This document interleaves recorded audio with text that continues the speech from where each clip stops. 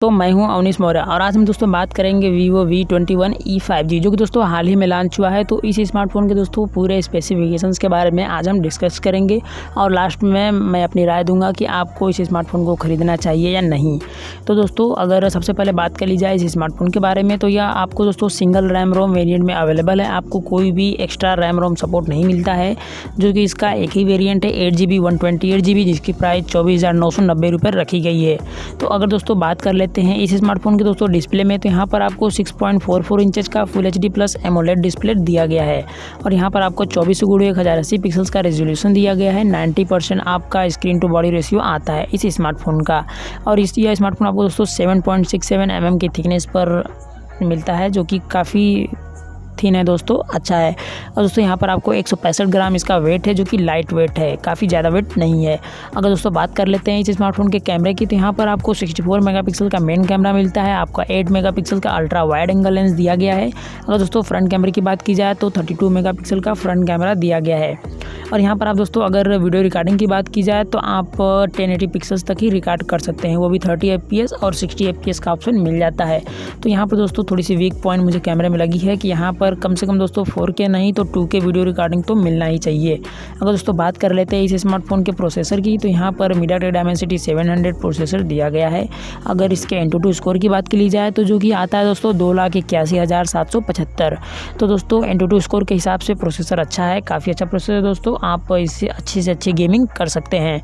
अगर दोस्तों GPU की बात कर ली जाए तो यहाँ पर आपको ARM Mali G57 MP2 GPU का सपोर्ट मिल जाता है। या दोस्तों रैम रोम की बात तो हो गई 8GB 128GB, यहाँ पर आपको 1 टेराबाइट तक एक्सपेंडेबल मेमोरी सपोर्ट दिया गया है।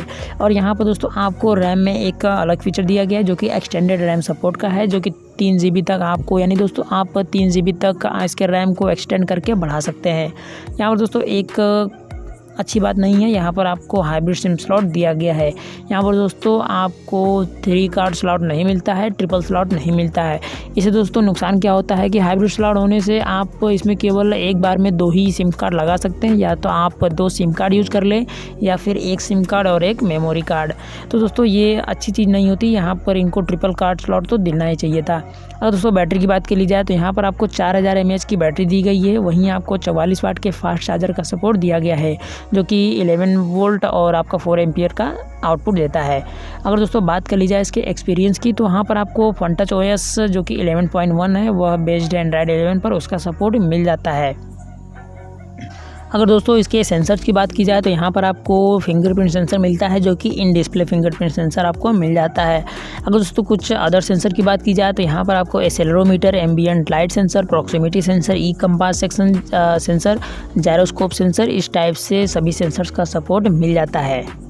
तो दोस्तों ये रही इस स्मार्टफोन के बारे में एक कंप्लीट स्पेसिफिकेशंस वाला रिव्यू वाला वीडियो। तो दोस्तों आपको इससे आइडिया हो गया होगा कि इस स्मार्टफोन में कौन कौन से फीचर किस टाइप से दिए गए हैं। तो दोस्तों आप बात करते हैं कि आपको इस स्मार्टफोन को दोस्तों ख़रीदना चाहिए या नहीं। तो दोस्तों यदि मेरी माने तो आपको इस स्मार्टफोन को नहीं खरीदना चाहिए, और इसके दोस्तों रीजंस क्या है। तो दोस्तों यह स्मार्टफोन आपको 25,000 रुपये की कीमत पर लॉन्च हुआ है। तो दोस्तों अगर 25,000 रुपये की कीमत पर अगर कोई अदर स्मार्टफोन देखा जाए तो वहाँ पर दोस्तों OnePlus Nord CE 5G बहुत ही बेहतरीन तरीके से निकल करके आता है इससे, जो कि काफ़ी अच्छा है दोस्तों। अगर दोस्तों यहाँ पर बात कर ली जाए तो आपका जो OnePlus Nord CE 5G है, तो उसका दोस्तों 8GB 128GB वाला जो वेरिएंट है, तो उसकी प्राइस भी 24,999 रुपये है। तो आप उसे ले सकते हैं दोस्तों। और मैं बता देता हूं कि क्यों लेना है आपको, क्योंकि दोस्तों यह आपका जो Vivo V21e 5G है, तो इसका अगर प्रोसेसर के Antutu स्कोर को देखा जाए तो 2,81,000 समथिंग आता है।